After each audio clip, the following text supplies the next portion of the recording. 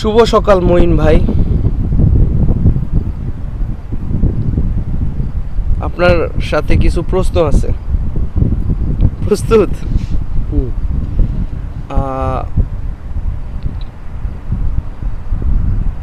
মানুষ যখন খুব হতাশ হয়ে যায়,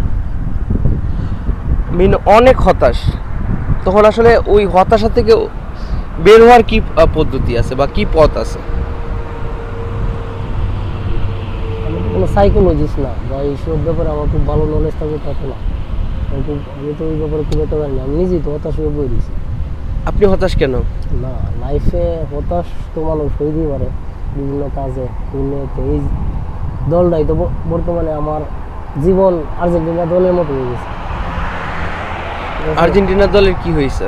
না, আর্জেন্টিনা দল তো একটা ওয়ান কাইন্ড অফ ইন্সপাইরেশন নিতাম ওই দলটার কাছ থেকে, বা সব কিছু মিললে ভালো ছিল।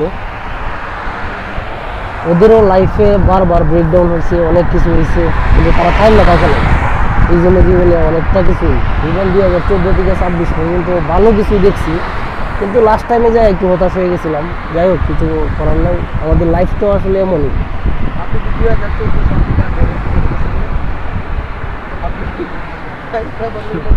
আটকে আছেন, আপনার সব কথা 2014 সাল থেকে স্টার্ট হয়ে গেল।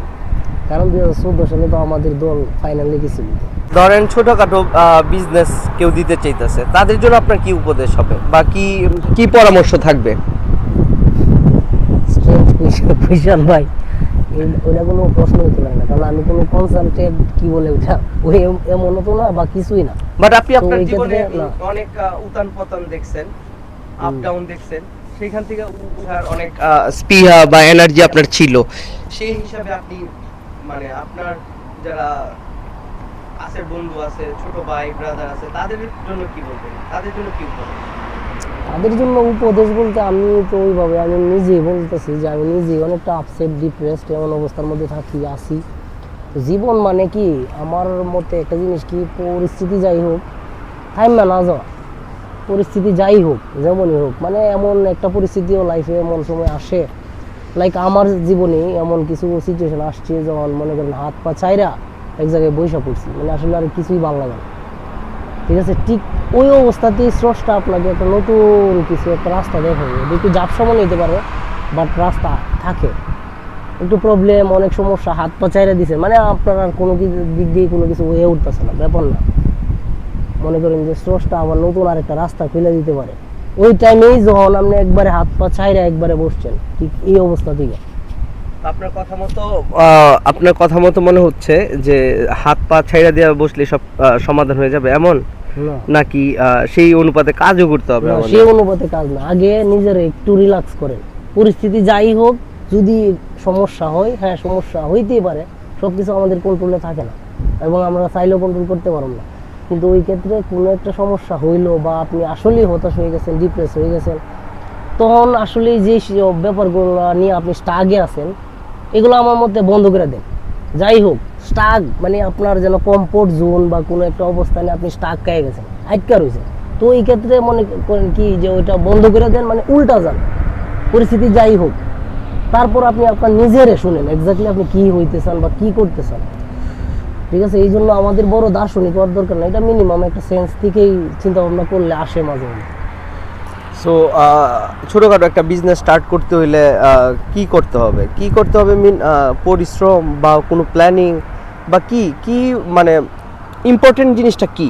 তো আমি এই ক্ষেত্রে মনে করেন আমি আপনাকে বলতে পারি, ওয়ারেন বাফেটের দু একটা বইটিও পড়ে, জীবনে ফেসবুকিং, ইউটিউব এগুলো না কইরা, আজেরা টাইম ওয়েস্ট না কইরা দু একটা বই পড়েন।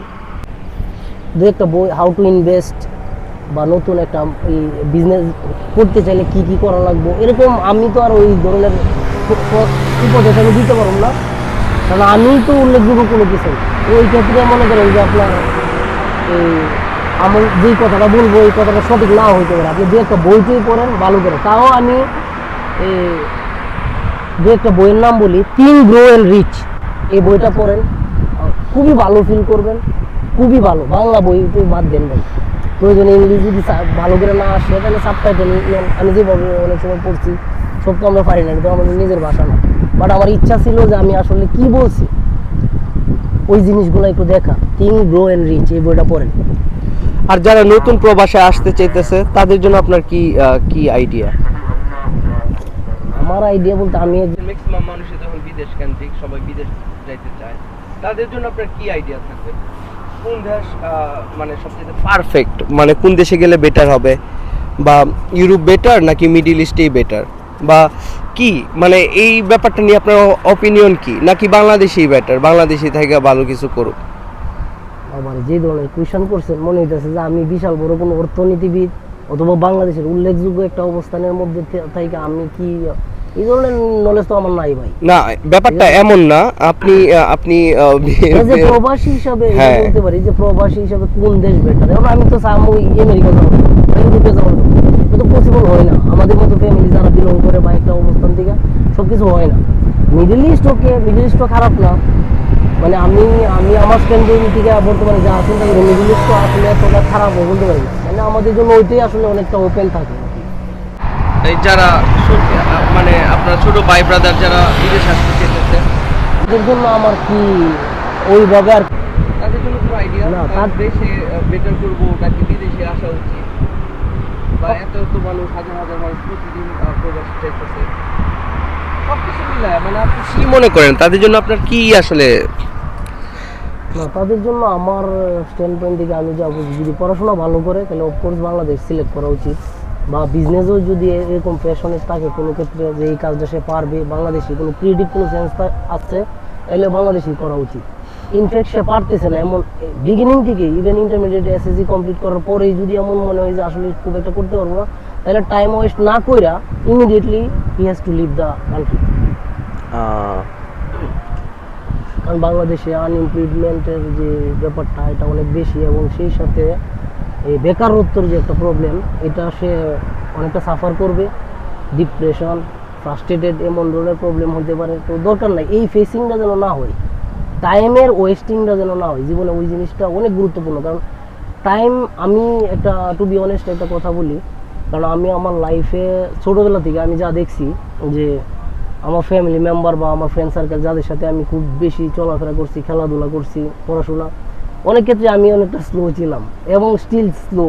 এটা আমি এতদিন পরে অনেকটা বছর বছর যাওয়ার পর এখন আমি বুঝতেছি আমি আসলে স্লো, এবং কতটা স্লো, আমার আরও কতটা ফাস্ট হওয়া উচিত, এই জিনিসটা আমি খুব রিয়েলাইজ করে আমি আমার নিজের প্রতি মাঝে মধ্যে যথেষ্ট যে রাগ গুসা এরকম হয়।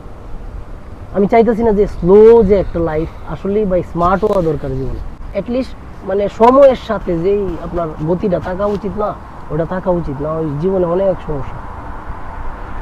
তাহলে আপনার যারা নতুন বিদেশ আসতে চাইতেছে বা যারা দেশেই থাকবো জেনজিদের জন্য, ওদের জন্য কোনো শুভকামনা আছে? কারণ আমরা শেষ করবো, কিছু বলার আছে ওদের জন্য?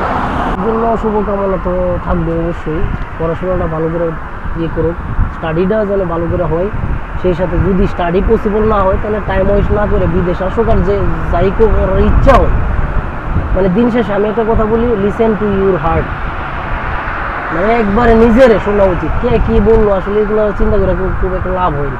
নিজের মতো বাঁচেন, নিজের মতো, মানে আমি যেইভাবে বাঁচতে চাইতেছি ব্যাপারটা যেন এমন হয়, ঠিক আছে? মানে কারো না, এর মানে অন্যদের উপদেশ গ্রহণ করবেন না তা না, ব্রেনটা সবসময় খোলা রাখা উচিত সামথিং লার্ন করার জন্য, যেন সবসময় কিছু না কিছু শিখতে পারেন, ঠিক আছে? হ্যাঁ, করতেই হবে অফকোর্স, কিন্তু দিন শেষে আলটিমেট যে ডিসিশনটা হবে এটা যেন নিজের বুদ্ধিতে হয়, নিজের ইচ্ছাই, নিজের ভালোবাসা এবং নিজের একটা স্পেস, এমন মনে একটা কাজ যেটাই ভালো লাগে ওটা করা আমার মনে হয় ব্যাপার, মানে আমি আমার নবাস থেকে যেটা বুঝি। আচ্ছা, আপনি ভালো থাকেন, আবার দেখা হবে আপনার সাথে। আজকের জন্য মাঝে এই বিদায়। হ্যাঁ, ভালো থাকেন।